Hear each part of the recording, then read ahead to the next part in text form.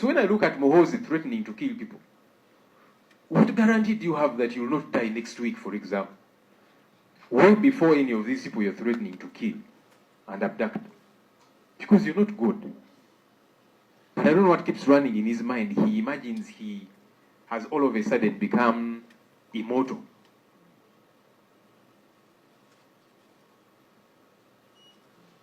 I've seen leaders, including members of parliament, who say Muhoozi is their leader, and they sing his praises, even when he breaks the law in a wanton manner. I hope that these leaders, MPs, ministers, and so on, I see them showering him praises. I hope that they can wake up and advise this man to stop breaking the law. Because they are not safe either. And I know some of them are clamoring for some positions here and there, some attention. So he will write his garbage and they will go and they are praising him. Yes, we salute you, our generational leader. We support you. Really?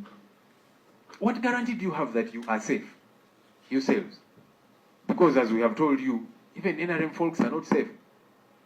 The generals that Muhoozi commands, some of whom he has said were his friends and so on, they're not safe either. We have seen how he has abducted them, held them without trial for very long periods of time.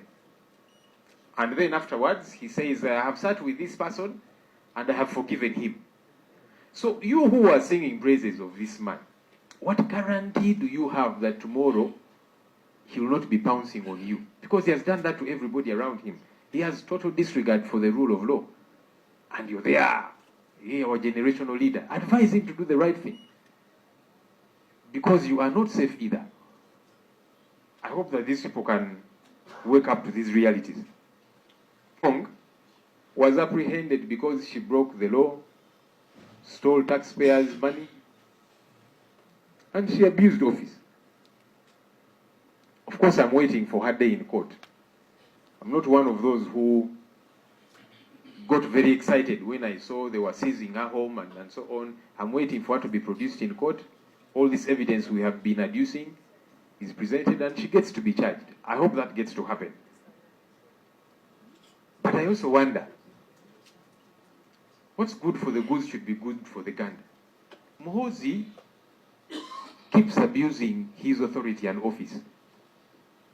When is he going to be called to order? That's a question that Ugandans out there have. When will he be called to order? Because we are not saying that we cannot be arrested, we in the opposition or anybody anyway. But what does the law say? The law prescribes how an arrest should be conducted and by who, and where people should be taken. Now we hear that Council Elias Lukwago has been taken to police somewhere. We have learned and we are going to follow up. But he was picked up on Monday. Where has he been held since Monday? Because the law gazettes detention places. He should have been taken to police on Monday, not to some kind of basement, and within 48 hours produced in court. But these things don't happen, and we think it is okay. It cannot be okay. And when I see serious people and leaders cheering him on, and they call themselves patriots, you are not patriotic because you keep violating the law. And you need to tell this man the truth. You know, one time Mr. Museveni said that all the hangers on, all the people around his son, they are after money. He said that. They are self-seekers. They want some little money, some positions here and there. That's the reality. But I think Muhoozi, he keeps thinking this is genuine love. As a people, we have got to be united against this oppression. I know that sometimes we point the daggers at each other.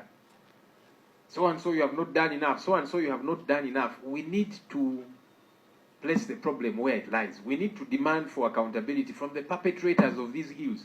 Not going after each other, because I've seen some of that petty talk. This person, you have spoken just once. You have not spoken enough. You have not done enough.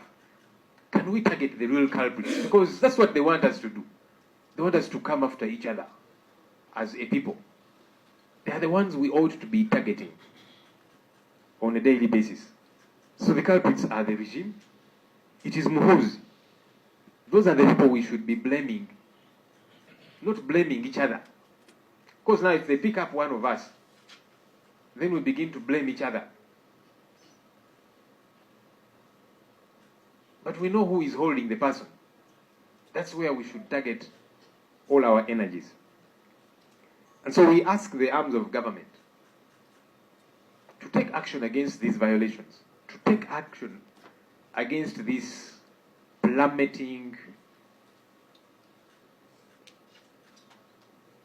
disregard for the rule of law. The executive,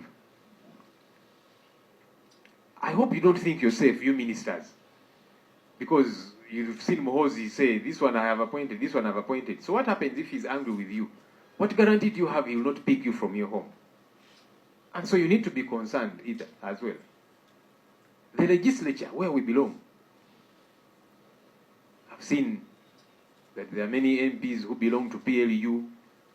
Of course, it's your right, freedom of association. I hope though PLU is a legal entity.